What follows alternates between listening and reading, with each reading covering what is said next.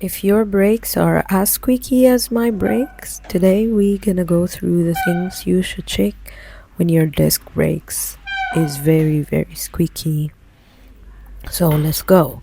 The first thing you should check is the brake fluid. On the right side of the handlebars, you're gonna take the top screws out.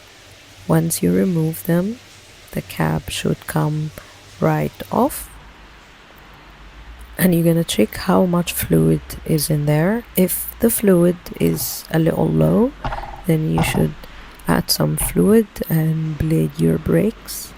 But if the fluid is okay, then you're gonna check the next thing, which is the disc. You're gonna try to move your hands or fingers through and see if there is any bumps on the disc. It should be very smooth, so if it's really smooth, the third thing you should do is remove the brake pads. On some bikes, you might need to remove the whole brake to be able to get into the brake pads. But on my bike, I just needed to remove the bottom screw. Once I remove that bottom screw, I can slide the brakes out. It was kind of challenging to put it back on to make it fit, but if you can remove the whole brakes, that will make it a little easier for you.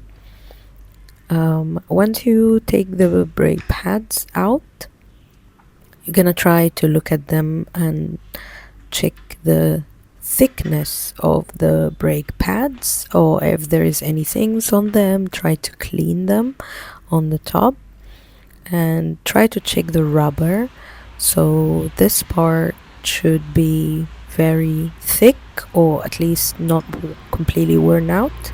If it's completely worn out, you're gonna need new brake pads, because otherwise you might destroy your disc. For my bike, I just had a lot of dirt and grass in there, and that's what was squeaking. The bike worked completely fine after that, so that might be your problem too.